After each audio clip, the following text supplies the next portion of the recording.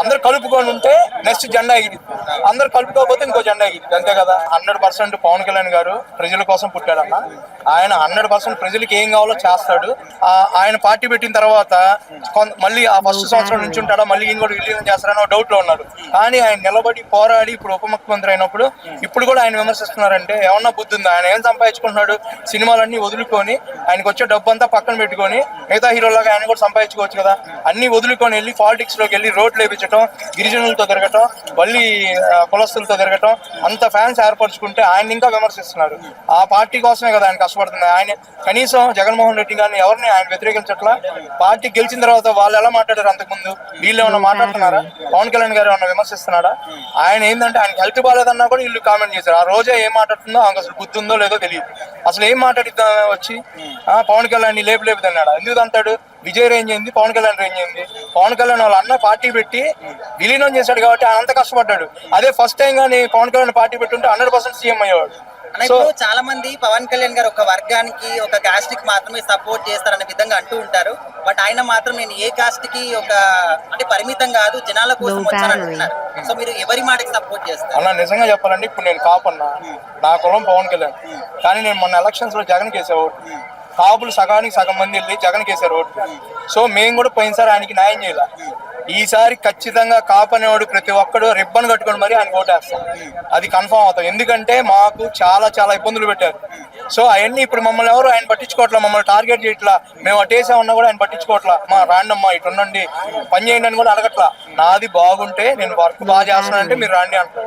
So కులానికి సంబంధించిన మనిషి కదా. ఆయన పక్కన తిరిగే వాళ్ళంతా ముస్లిమ్స్ ఉంటారు, వేరే వేరే క్యాస్ట్ వాళ్ళు అందరూ ఉంటారు అన్న. ఇప్పుడు అసలు ఇక్కడ ఎవరన్నా కులాలు మాట్లాడేవాళ్ళు అన్న? ఇప్పుడు కళ్యాణ్ గారి ఫ్యాన్స్ కావచ్చు, జన సైనికులు, కార్యకర్తలు అందరూ కూడా ఫ్యూచర్ లో అయినా కూడా ఖచ్చితంగా సీఎం కావాలని కోరుకుంటారు. బట్ ఆయన సీఎం పద ఇంట్రెస్టే లేదని చెప్తున్నారు.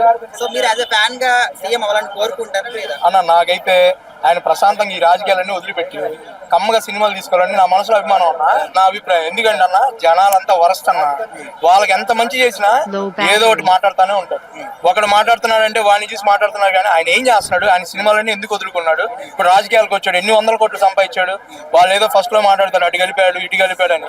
ఎంత సంపాదించుకున్నాడు? ఆయనకి ఏముంది ఆయన దగ్గర డబ్బులు? ఏదైనా చిరంజీవి గారు కానీ వాళ్ళు సపోర్ట్ చేసి 5 కోట్ల డబ్బులు ఫండ్ ఇచ్చి అవి ఇచ్చి నిలబెట్టారు. అది కూడా చిలకడపేటలో ఒక స్కూల్ కి కంప్యూటర్లు అవి కావాలంటే రామ్ చరణ్ గారిని అడిగితే ఆయన పంపించాడు. సో ఆర్థిక పరిస్థితులు బాగాలేకపోయినా కూడా రాజకీయాల్లోకి వచ్చి ప్రజలకి చేద్దాం ఉంటుంటే ఎవడు విలువిస్తున్నాడు? ఇప్పుడు మాటలే ఆచరణ ఉండదు అనే విధంగా అనే వాళ్ళు కూడా ఉన్నారు. వాళ్ళకి ఏం చెప్తారు? లేదన్నా, 100% పవన్ కళ్యాణ్ గారు ప్రజల కోసం పుట్టాడన్న. ఆయన 100% ప్రజలకి ఏం కావాలో చేస్తాడు. కొంచెం టైం తీసుకుంటాడు, అన్ని ఆలోచించుకుంటాడు. ఎందుకంటే అన్న మెయిన్ రాబోయే జనసేనలో సరైన నాయకులు లేరన్న. వాళ్ళు గెలవచ్చు, 21 మంది గెలవచ్చు. కానీ ఎవరైనా పవన్ కళ్యాణ్ మాట్లాడుతుంటే కనీసం అక్కడ మైక్ పెట్టుకొని మాట్లాడి ఎవడో యూట్యూబర్ మాట్లాడుతున్నాడు. కానీ అంతమంది ఎమ్మెల్యేలు 21 మంది గెలిచారు, ఒక్కడ మాట్లాడు. ఎందుకు మాట్లాడరు? సో ఆయన వల్ల ఆయన గెలిచారు కదా. కనీసం మైక్ తీసుకుని ఒకడు ఎవరైనా విమర్శించి రోజా మాట్లాడింది, రోజా కౌంటర్ ఎవడిచ్చాడు? ఎవడు ఎవడ. సో అందుకే ఆ పార్టీ బ్యాక్ లాగ్ గా ఉంది. పవన్ కళ్యాణ్ మనుషులు ఎలా ఉండాలంటే అంతా యూత్, దేనికి అది కౌంటర్ ఇస్తా ఉండాలి. సో వాళ్ళు మాట్లాడిందంతా ఏదేదో మాట్లాడినప్పుడు మనం కౌంటర్ ఇవ్వాలి. కౌంటర్ ఇచ్చేవాడు ఎవడున్నాడు? 21 మంది ఉన్నారు ఎమ్మెల్యేలు. ఎందుకు ఉపయోగం ఉంది? ఇప్పుడు మా ఏరియా ఒంగోలు ఉంది. మా ఒంగోలులో బాలనేని శ్రీనివాస్ రెడ్డి అని ఒకతను ఉన్నాడు. ఆయన అంతకుముందు వైసీపీలో ఉన్నప్పుడు మేమందరం ఆయనతో పాటు ట్రావెల్ అయ్యాం. ఆయన పార్టీ మారాడు. పార్టీ మారి పవన్ కళ్యాణ్ దగ్గరికి వచ్చాడు. పవన్ కళ్యాణ్ దగ్గరికి వచ్చినప్పుడు పవన్ కళ్యాణ్ యాక్సెప్ట్ చేసి అతని పార్టీలో తీసుకుంటే అక్కడ మళ్ళీ లోకల్ నాయకులు బాసు ఆ పార్టీ ఈ పార్టీ ఇవన్నీ ఏందండి? అందరు కలుపుకొని ఉంటే నెక్స్ట్ జెండా ఎగిరి, అందరు కలుపుకోకపోతే ఇంకో జెండా ఎగిరి, అంతే కదా.